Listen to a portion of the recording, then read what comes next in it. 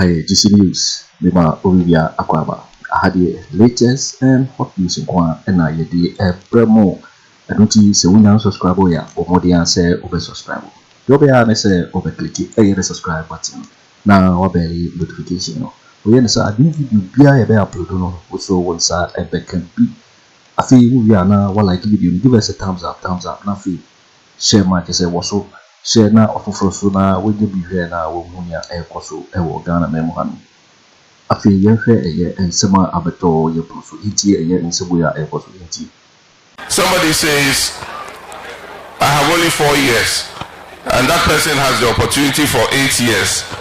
A good leader in 4 years can do much more than a bad leader in 8 years.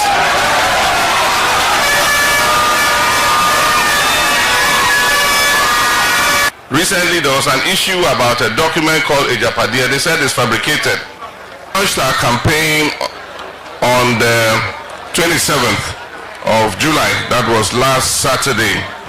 And we immediately decided that we will fan out in different directions. As you know, Nana Jane is in Central Region and has started her campaign there.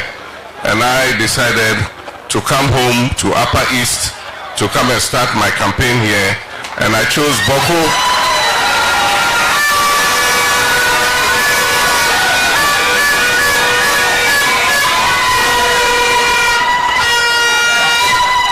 And I chose my home Boko as the first port of call. And so this morning we're starting the national campaign here in Boko.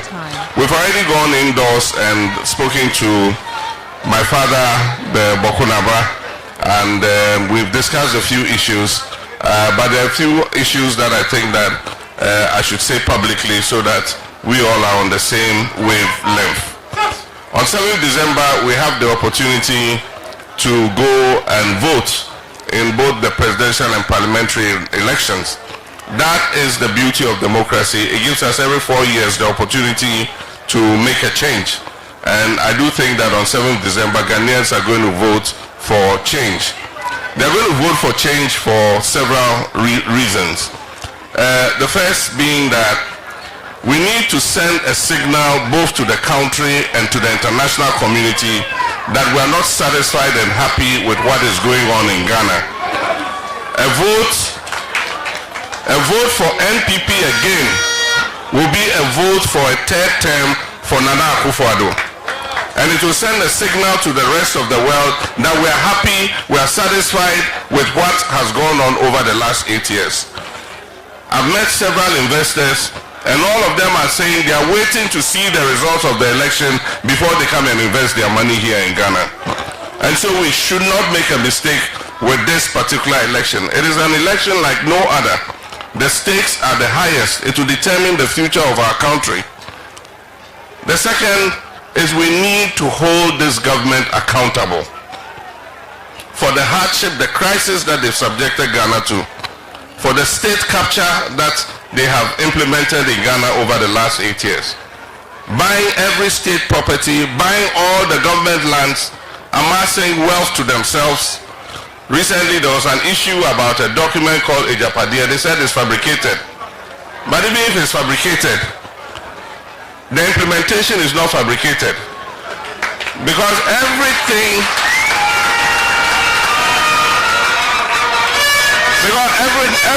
that is written in that document has been implemented. So if really somebody sat and fabricated that document, then the person can really read the minds of people. Because how they could have written that document and read the minds of Nana Akufo Addo and his family, that this is what they were going to do, that person is a proper creative writer. Because everything in that document has been implemented. And so the implementation cannot be fabricated. So they must be held accountable. And that is why Nana Addo says he will not hand over to John Dramani Mahama. Because he knows that when I come, I'll hold he and his family and his government accountable for what they have done.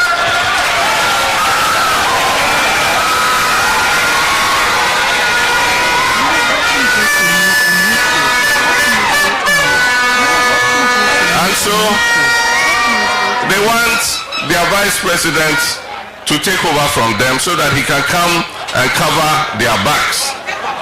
It is not going to happen. NDC is going to win the election,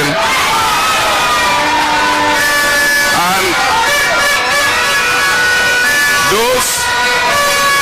those who have made the people of Ghana suffer by misappropriating the wealth of the people, by abusing their office, will be held accountable for what they have done. But I'm always quick to add that when we come into government and we appoint people into office under our government, the same measure that we met out to the outgone MPP administration is the same measure we shall deal with our own people in our government if they do the same thing that the MPP has done. And so I want all of us to turn out in our numbers and vote.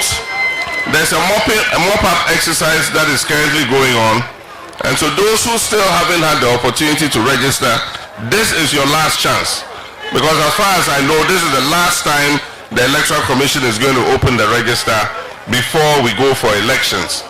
And so for the young people who are 18 and above who still haven't had the opportunity, please take advantage of it. It's just a 3-day exercise. I think this is the third day, or the third day. And so this is your last opportunity today to go and register so that you can vote. There are many issues that have been raised by Bokunaba. One is the issue of the government hospital in Boko.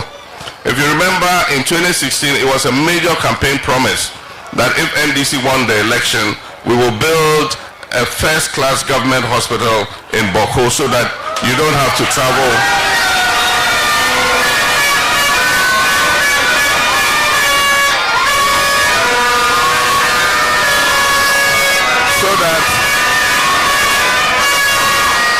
So that you don't have to travel to Bolga and to Tamale to seek medical care. There is a hospital we're building in Garu, which unfortunately has been abandoned. I can assure the people of Garu that when we come, we'll continue and finish that hospital too, so that they can have access to modern healthcare facilities. There are many projects that we were working on that unfortunately have stalled. I remember I cut the sod for the start of the Bolga Boku Pulmakon Road sometime in 2015. We expected that that road would have been completed today. As of now, the contractor has left site and the road has been abandoned. I can assure you, and I assured my father Bokunaba, that when we come, we'll tackle that road and finish it. We also Professor Mills conceptualized the idea of the Eastern Corridor project, and we started it in the time of Professor Mills. I came and I continued it and did the segment between Nakwanduri and Otidamanko. There's another segment from Nakwanduri all the way through to Kulungungu. That segment has not been started yet. I can assure you when we come, depending on the availability of resources, and we will prioritize that road, we will complete the Eastern Corridor Road so that it will make it easier to move from here to the south.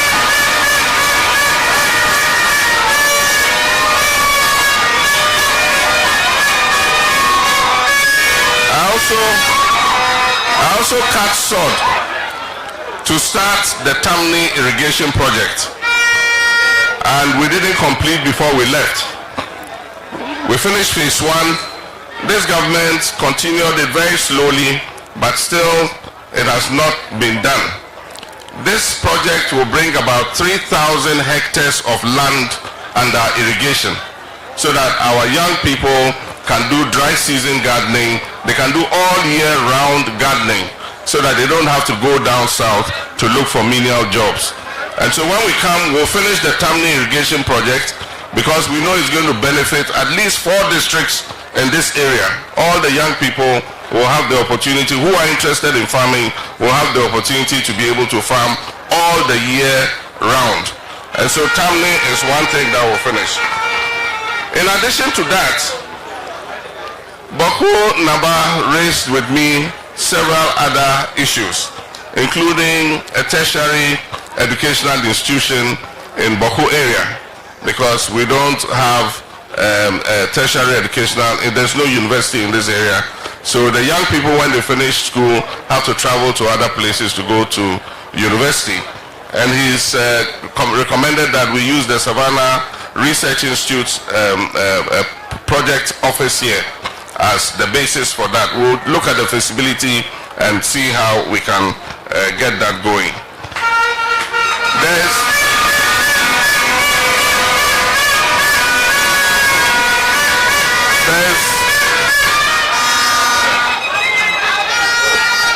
There are other programs. We intend to launch our manifesto this month, and there are several projects that are targeted at reducing unemployment. And one of them is the Farmers Service Centers. They are going to serve as the center for providing inputs and services to farmers.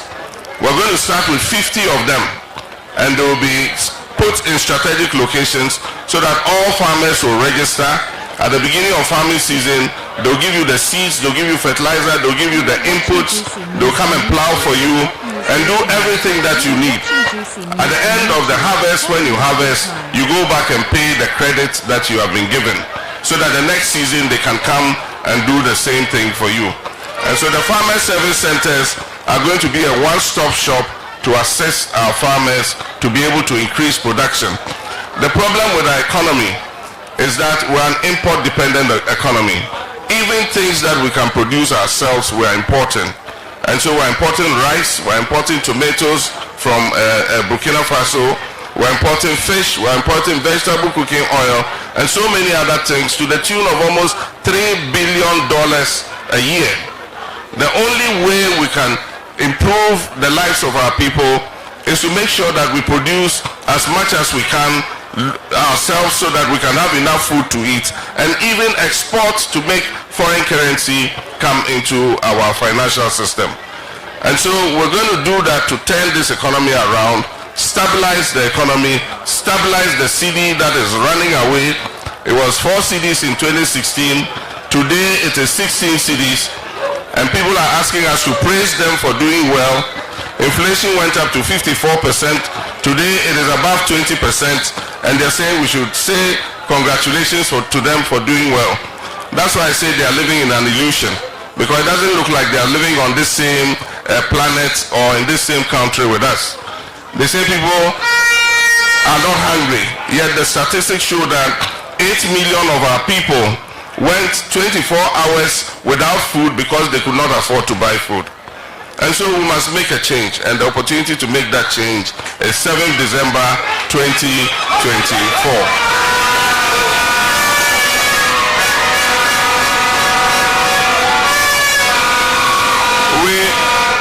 We have good news for our women. Women are the majority population in this country. They are more than the men. And women are active in agriculture, they are active in trading, commerce. If you go to the markets, it's mostly our mothers and our sisters who are doing business there. Unfortunately, they don't have access to the kind of credit or capital so that they can grow their businesses. And so, aside from empowering our women by the affirmative action bill that has just been passed by Parliament, the NDC intends to set up a women's development bank so that it can provide credit to our women. The bank will have its branches in the markets and all other places where women do business, so that the little capital that they need, the 1,000 Ghana, 2,000 Ghana, 500 Ghana, to be able to invest in their businesses, the bank will be able to advance it to them at very low interest rate, so that they don't have to go to loan sharks and go and take credit and have the loan sharks chasing them every day for money. So that's the good news for our women. The 24-hour economy is a policy that we're going to introduce so that we can create more employment for our young people. Because existing businesses, if they have the opportunity, they can operate for more than just 8 hours. So they can operate for 16 hours, they can operate for 24 hours. And we're going to give them incentives to be able to do so. Because if they're able to do so, they'll be able to double the employment that they currently have at this moment, so that more of our young people who are finishing school can get work to do. Unemployment rate has increased. When I was leaving office, unemployment rate was just about 8%. Today, unemployment rate is 14.7%. It means that more of our young people are unemployed. And the recent statistics said that almost 2 million of our young people are not in education, they are not in employment, they are not in training. They're just sitting idle at home. Because if a young person is not in school, then it means they've been employed. If they are not been employed, then it means they are doing some training to gain a skill to go into the world of work. And so we're going to introduce the National Apprenticeship Program, where we will pay master craftsmen, welders, auto mechanics, carpenters, masons, hairdressers, beauticians, dressmakers. We will pay them to take our young people and teach them a skill so that they also can go into the world of work and earn something for themselves.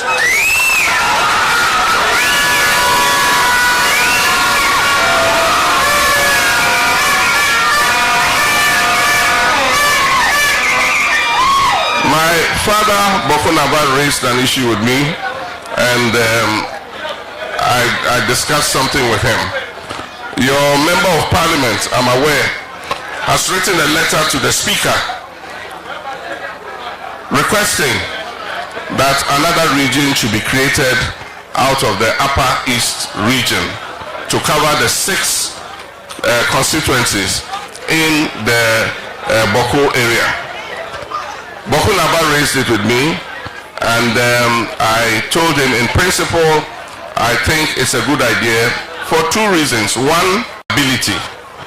Now if you look at Northeast, I think that the people in the Boko area here, in these 6 constituencies, the population is probably more than in the Northeast. I don't have the figures.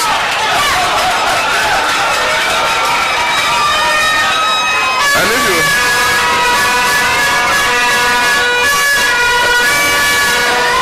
you look at the land size is comparable to the land size of the Northeast. If you look at economic viability, Boko is a major trading and commercial center. And so it qualifies on all the 3 grounds. And so I told my father that there are some constitutional provisions that we need to look at. There are some requirements that we need to satisfy. And that is, first, a petition must be submitted to the president of the country. And the president of the country must set up a commission of inquiry. The commission of inquiry must look at the petition, do the feasibility study, and make sure that it is viable to have a region. And then after that, it has to go to a referendum. And so those are the constitutional requirements that need to be gone through. But you can be sure that you have my support, and that I feel that yes, it is justified that we have a region here in this area, in Boko area.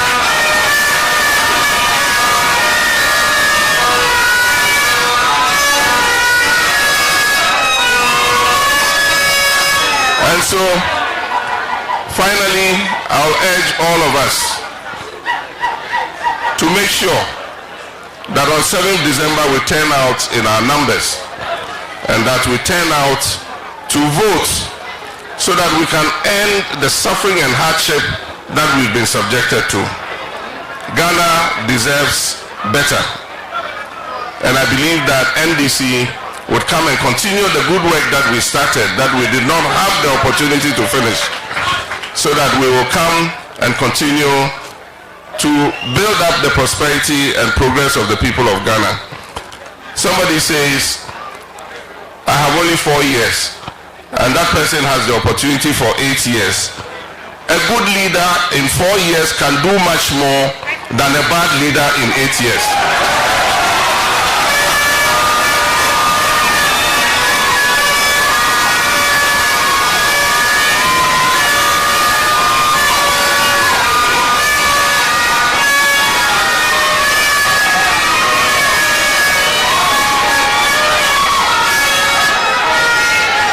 And I believe that In the 4 years that I was president, you all saw the progress that was going on in this country. I came and met an energy crisis, we resolved it, and I was even accused of providing excess generation capacity. Recently, our lights are going off again. All state enterprises are posting losses. Recently, the ECG's debt was published. They owe almost 8 billion cedis. We're going to come and reverse all that and make sure that we put Ghana on the path of progress and prosperity again. I thank you very much. God richly bless all of you. Yo, wait for because GC News and now what no say we now subscribe ya but they say over subscribe since I had the latest info Kweku Annan na feel so we are like video do na feel share ma of so na when you be here na we ya Akoto Ghana member also bet me actually what you Afriyie and so we na comment box me what make up in my next video. Thanks for watching. Like and share the video. You can also drop your comment. Please don't forget to subscribe. Click on the bell to turn on the notification.